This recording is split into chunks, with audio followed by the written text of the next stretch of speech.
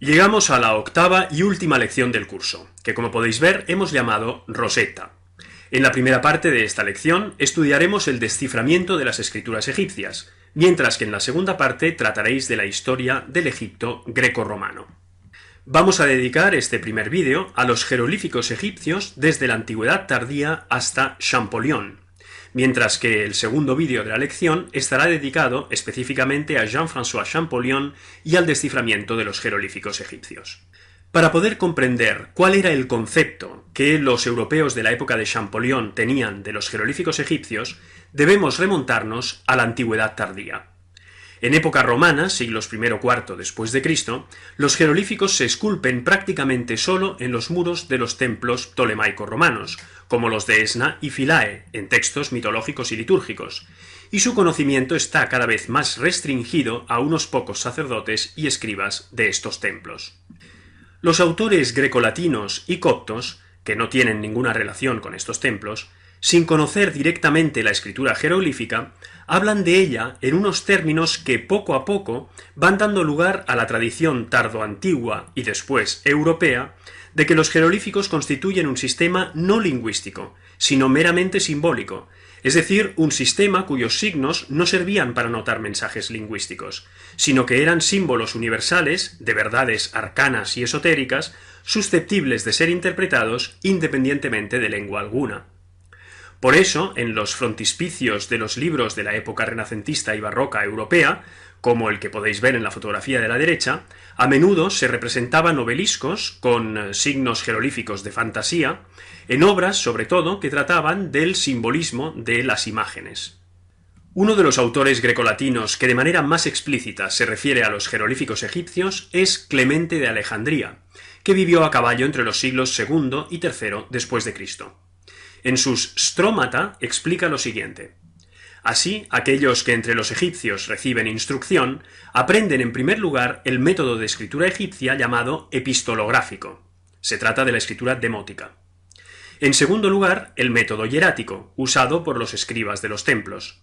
Y finalmente terminan por el método jeroglífico, que en parte, dice Clemente, se expresa propiamente por medio de las letras elementales, como es el caso del signo del agua que tenéis a la derecha, que sirve para anotar simplemente la consonante N. Y en parte, sigue diciendo Clemente, es simbólico, como es el caso del signo del sol que también tenéis a la derecha, que sirve para anotar él solo la palabra Ra, que significa sol, es decir, aquello que el signo mismo representa. En tanto que simbólico, añade Clemente, bien se expresa propiamente por semejanza, bien se escribe como por medio de metáforas, bien es abiertamente alegórico y procede por enigmas. Y a continuación Clemente explica qué quiere decir con todo esto. Así, si quieren escribir sol, hacen un círculo, y para luna la forma de un creciente, esto según la especie que se expresa propiamente. Aquí alude Clemente a los signos que significan aquello que representan, como es el caso del signo del sol y del signo de la luna, que tenéis a la derecha, que sirven para anotar respectivamente las palabras Ra y Yah, que significan sol y luna. Pasemos a la especie de las metáforas, sigue diciendo Clemente. Llevan a cabo transferencias o cambios según una relación de afinidad, y esculpen así los signos haciendo sustituciones y modificando sus formas de diversas maneras. Aquí Clemente alude a signos que guardan una relación metafórica con aquello que significan, como es el caso del signo de la vela henchida, para anotar la palabra chau, que significa viento, o el signo de la banderola, que es el emblema de divinidad en el antiguo Egipto, y que sirve para escribir la palabra necher, que significa Dios. He aquí un ejemplo del tercer género, acaba diciendo Clemente, el que utiliza los enigmas. Representan el sol por medio de un escarabajo, porque este último fabrica con estiércol de buey una suerte de bola que hace girar tras él. Este animal, dicen además, pasa 6 meses bajo tierra y el resto del año por encima, pone sus huevos en la bola y así engendra. No existe escarabajo hembra. Aquí Clemente no está del todo acertado, porque los egipcios no representan el sol por medio del escarabajo, sino que el escarabajo sirve para escribir el nombre del dios Jepri, que es el dios sol de la mañana. Retomemos la parte más importante del escrito de Clemente de Alejandría, la que dice que el método jeroglífico en parte se expresa propiamente por medio de las letras elementales y en parte es simbólico. ¿Qué quiere decir exactamente con esto Clemente? Las letras elementales son, para Clemente, signos que anotan sonidos, es decir, signos en los que la imagen no interviene en la codificación del mensaje lingüístico. Son signos que nosotros llamaremos, en el tercer vídeo de esta lección, signos fonéticos.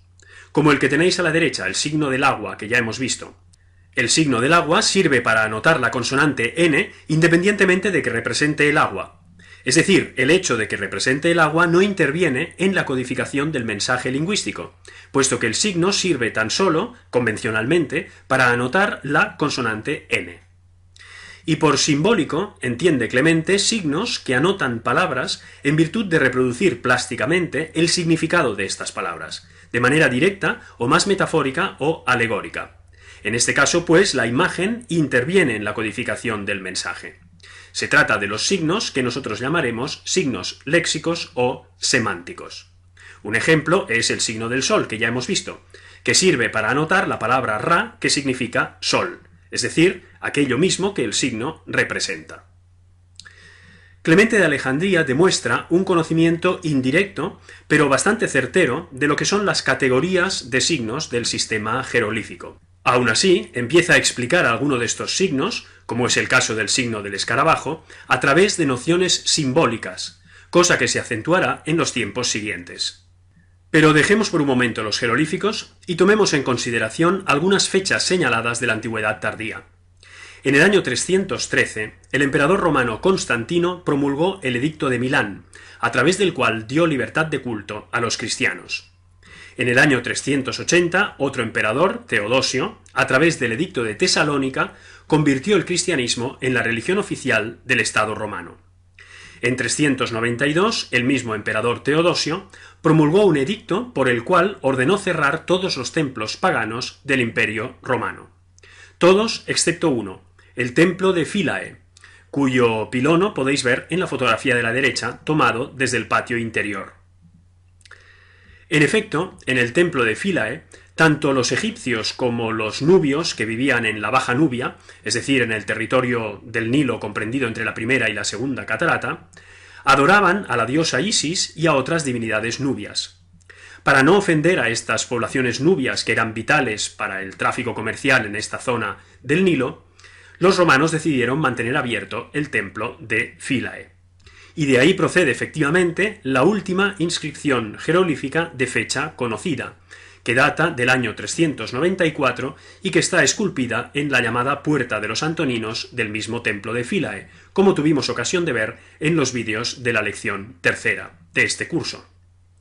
En el año 395 murió Teodosio y el Imperio romano se dividió definitivamente en Imperio de Occidente e Imperio de Oriente o bizantino.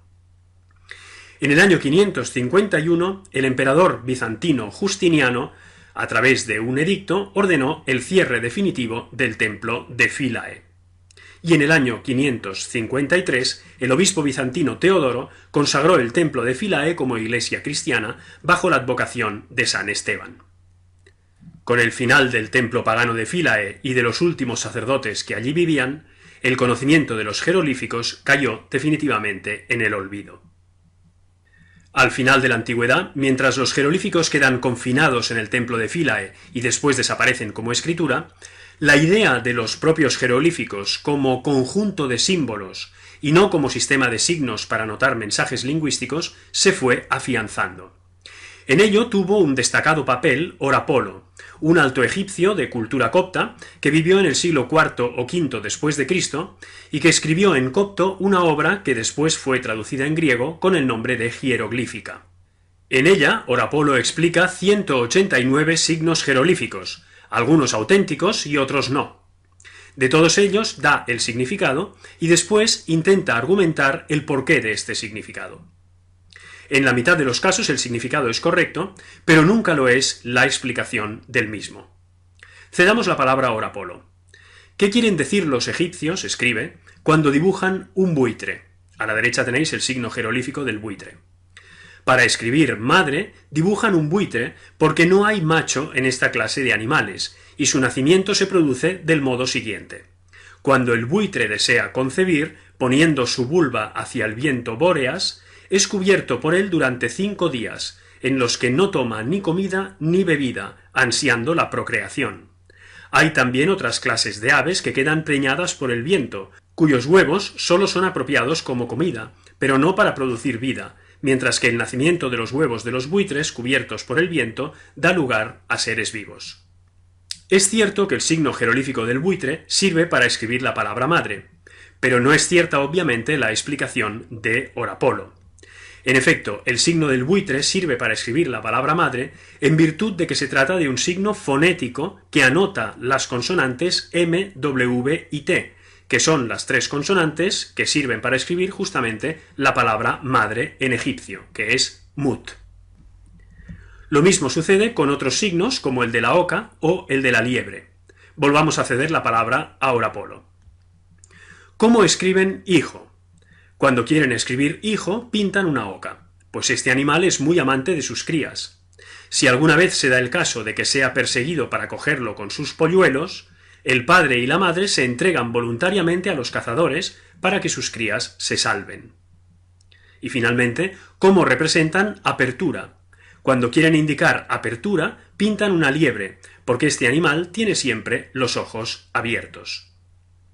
Es cierto que apertura se escribe con el signo de la liebre, y es cierto que hijo se escribe con el signo de la oca, pero no son ciertas estas explicaciones de carácter simbólico que Orapolo da a estos signos, y que va a ser lo que a partir de ahora los caracterizará e interesará de ellos.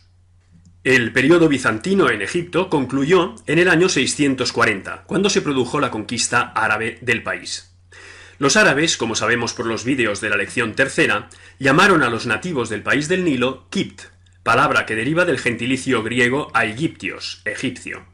De Kipt procede el término copto, que en principio significa nativo de Egipto, egipcio, pero puesto que en el momento de la conquista los nativos de Egipto son todos cristianos, copto significa también cristiano de Egipto.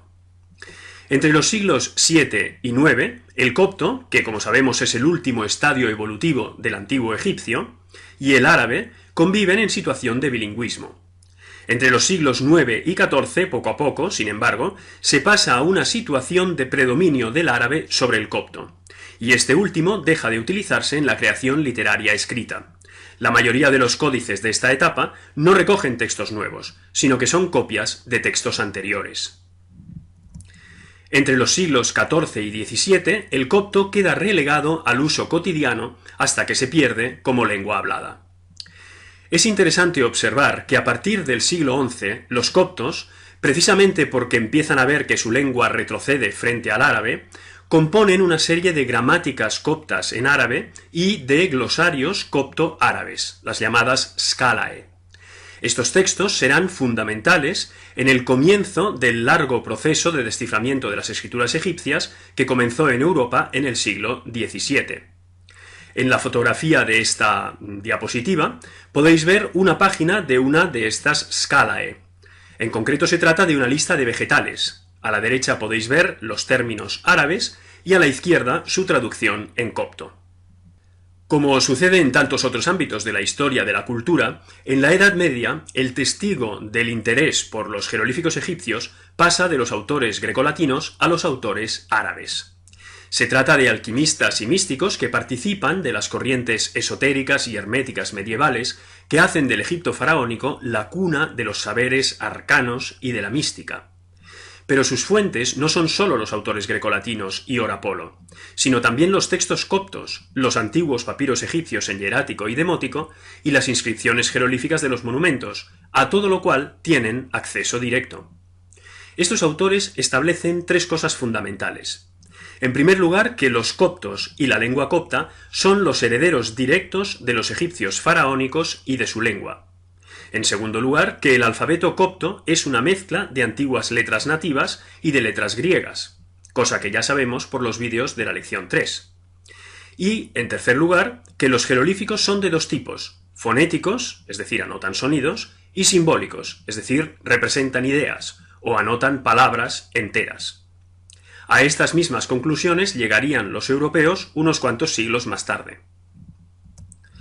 El más importante de los autores árabes es Ibn Wahshiyya, que vivió a caballo entre los siglos IX y X, y que compuso un libro titulado Libro del deseo del apasionado por el conocimiento de los símbolos de las escrituras.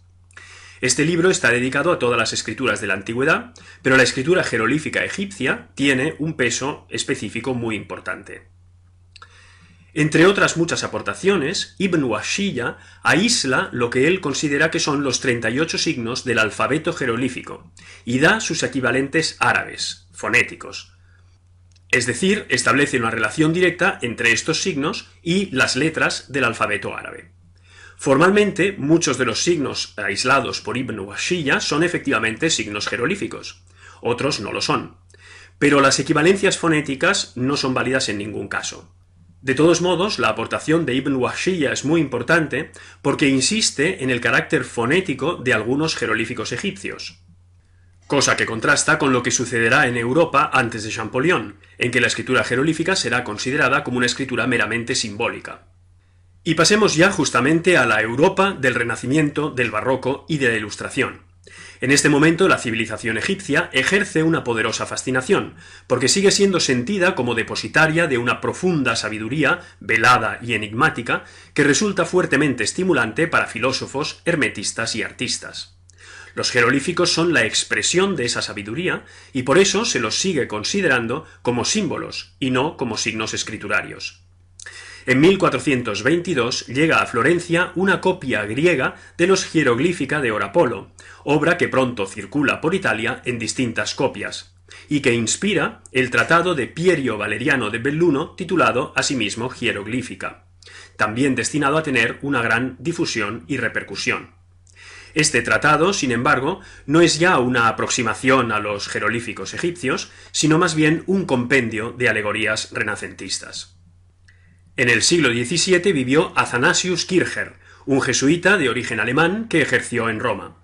Kircher tuvo numerosos intereses, entre ellos muy especialmente los estudios coptos, de los cuales es considerado el fundador. En 1636 publicó su obra Prodromus Coptus Sive Aegyptiacus, que constituye la primera gramática y vocabulario de la lengua copta escritos en Europa. A partir de este momento, el copto es una lengua perfectamente conocida en los medios académicos europeos. Kircher hizo también un intento de interpretación de los jeroglíficos, pero desde una perspectiva equivocada. Puesto que, de acuerdo con la idea del momento, los jeroglíficos eran símbolos, había que descubrir qué idea neoplatónica subyacía a cada uno de ellos e interpretar las secuencias jeroglíficas en función de la combinación de tales ideas. Así, Kircher interpretó el cartucho del rey Apries, que tenéis en la parte inferior de la diapositiva, y donde simplemente está escrito el nombre del rey, Wah-ib-Re, que es la forma egipcia correspondiente al griego Apries, de la siguiente manera. Los beneficios del divino Osiris deben conseguirse por medio de ceremonias sagradas y de la serie de los genios, con el fin de que puedan obtenerse los beneficios del Nilo.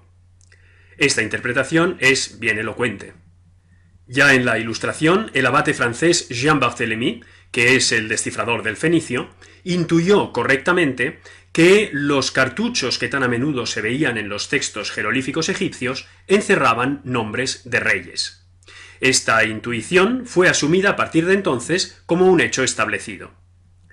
Entre 1798 y 1801 tuvo lugar un acontecimiento histórico de trascendental importancia para la historia del desciframiento de las antiguas escrituras egipcias. Nos referimos a la expedición de Napoleón Bonaparte en Egipto. Francia pretendía controlar esta provincia del Imperio turco, entonces abandonada al caos y a la anarquía, para debilitar el poder de Inglaterra en el Mediterráneo oriental y sobre todo para bloquear sus relaciones con su imperio colonial asiático. Pero Napoleón no fue a Egipto acompañado solo de soldados. Como es bien sabido, también se llevó consigo un nutrido grupo de sabios para que realizaran un estudio del país desde todas las perspectivas posibles: la fauna, la flora, la geología, la geografía, la antropología física, la economía y también, por supuesto, los monumentos antiguos y la historia faraónica de Egipto. En la fotografía de esta diapositiva podéis ver a Napoleón en las pirámides de Giza, observando la apertura de un sarcófago dentro del cual hay una momia, rodeado de parte de los miembros de esta expedición de sabios que le acompañaba.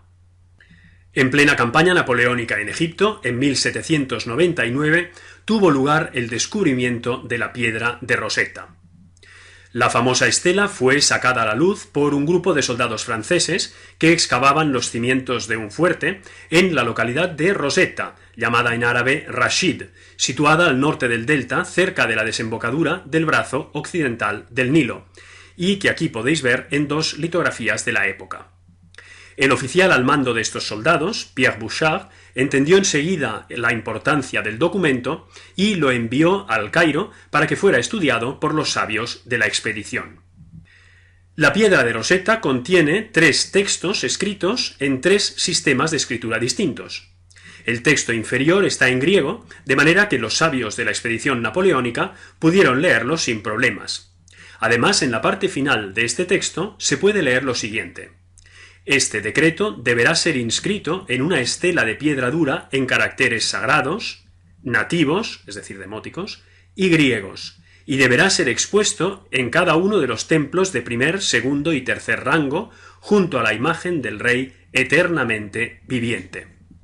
Esto significaba que el mismo texto estaba escrito en la piedra en 3 sistemas de escritura distintos: en la parte superior en caracteres sagrados, es decir, en jeroglíficos; en el centro en caracteres nativos egipcios, es decir, demóticos, y en la parte inferior en griego. El texto estaba fechado en el año 9 de Ptolomeo V Epifanes, que corresponde al 196 a.C., y la mayor parte del mismo consiste en la copia de un decreto sobre los honores otorgados al rey con ocasión del primer aniversario de su coronación. En esta otra diapositiva podéis ver a la izquierda la piedra tal como se conserva hoy y a la derecha lo que pudo ser la estela original. Si os fijáis, la piedra actual ocupa la parte inferior de la estela. Aquí podéis ver un detalle en vertical de los 3 textos de la piedra. El texto superior, como ya hemos dicho, está en escritura jeroglífica. En cuanto a la lengua, se trata de egipcio de tradición, que, como vimos en los vídeos de la lección tercera, es la lengua clásica que en este momento ya no se hablaba, sino que se utilizaba solo en los textos de carácter sagrado o sacerdotal. El segundo texto está en escritura demótica y también en lengua demótica, que era la lengua hablada en este momento en Egipto por los nativos egipcios. Y finalmente el tercer texto está en escritura alfabética griega y, por tanto, en lengua griega. No hace falta decir que los sabios comprendieron enseguida la importancia extraordinaria de este documento porque podía servir como clave para la interpretación de las antiguas escrituras egipcias. En 1801 los franceses capitulan ante los ingleses. La piedra de Rosetta pasa a manos de estos últimos y hoy se conserva, como todos sabéis, en el Museo Británico, en Londres. A los sabios franceses se les permite conservar su documentación gráfica y escrita, entre otras cosas, los calcos de la piedra de Rosetta. Esta documentación es la base de la obra monumental titulada Description de l'Égypte, que se publica bajo Napoleón y bajo Luis XVIII. En Francia e Inglaterra empieza a partir de este momento la carrera por el desciframiento de las escrituras egipcias a partir de la piedra de Rosetta. Se trabaja en el texto demótico, básicamente por 2 razones: porque el texto jeroglífico es muy fragmentario y porque los jeroglíficos siguen siendo considerados como una escritura básicamente simbólica. El primer estudioso que trabaja con el texto demótico de la piedra de Rosetta es el orientalista francés Sylvestre de Sacy, quien consigue aislar los nombres de Ptolomeo y de Alejandro. Su sucesor será Johann David Åkerblad, un diplomático sueco, discípulo del propio Sacy, quien consigue aislar en el texto demótico diversos nombres propios y comunes. Pero cree que la escritura demótica es alfabética y, por tanto, intenta leer a través del copto, que también es una escritura alfabética, lo cual, naturalmente, no le da resultado alguno, puesto que la escritura demótica, como ya vimos en los vídeos de la tercera lección, no es una escritura alfabética. De esto se dio cuenta el estudioso británico Thomas Young, hombre polifacético, a quien se debe, entre otras cosas, por ejemplo, la formulación de la teoría ondulatoria de la luz. Young hizo la contribución más importante al desciframiento de las escrituras egipcias anterior a Champollion. A él se deben básicamente 4 aportaciones. En primer lugar, Young comprendió que la escritura demótica no podía ser, como decimos, una escritura alfabética. Debía ser una combinación de signos alfabéticos y de signos de otros tipos. En efecto, una escritura alfabética es una escritura económica por definición, porque se basa en el principio de que a cada signo le corresponde un sonido de la lengua. Puesto que las lenguas tienen entre 20 y 30 sonidos, las escrituras alfabéticas tienen entre 20 y 30 signos. El demótico, que tenía muchos más de 30 signos, no podía ser, por tanto, una escritura alfabética. En segundo lugar, Young vio que el texto griego de la piedra de Rosetta abundaba en palabras que se repetían varias veces. Entonces procedió a enumerar estas palabras, a ver cuántas veces se repetían y en qué partes del texto se repetían. Y después hizo lo equivalente con el texto demótico, con secuencias demóticas que se repitieran tantas veces y en partes del texto más o menos equivalentes. De este modo aisló 86 equivalencias griego-demóticas. Pero después no consiguió descifrar las grafías demóticas. En tercer lugar, Young trabaja también, por primera vez, con el texto jeroglífico de la piedra de Rosetta y con papiros en jeroglíficos cursivos y en hierático, y se da cuenta de que los signos de todas las escrituras egipcias son, en esencia, los mismos, pero, como dice él mismo, con una degradación desde el carácter sagrado, o sea, jeroglífico, a través del hierático hasta el demótico. Es decir, Young se da cuenta de que formalmente las 3 escrituras egipcias están emparentadas, como nosotros sabemos por los vídeos de la tercera lección. Y en cuarto lugar, aunque sigue creyendo que el jeroglífico es un sistema esencialmente simbólico, Young piensa que en algunos casos concretos puede ser utilizado fonéticamente, como cuando se trata de transcribir los nombres de los reyes extranjeros griegos. Lee, aunque no del todo correctamente, el único nombre propio que aparece en el fragmentario texto jeroglífico de la piedra de Rosetta, el del rey Ptolomeo, que se repite varias veces, siempre dentro del correspondiente cartucho, que es este que podéis ver en la parte inferior de la diapositiva.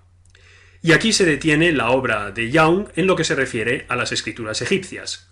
Será, como sabéis, Jean-François Champollion quien culminará el desciframiento de los jeroglíficos, como veremos en el vídeo que sigue. Para saber más sobre la historia del desciframiento de las escrituras egipcias, podéis consultar estas referencias bibliográficas y webgráficas.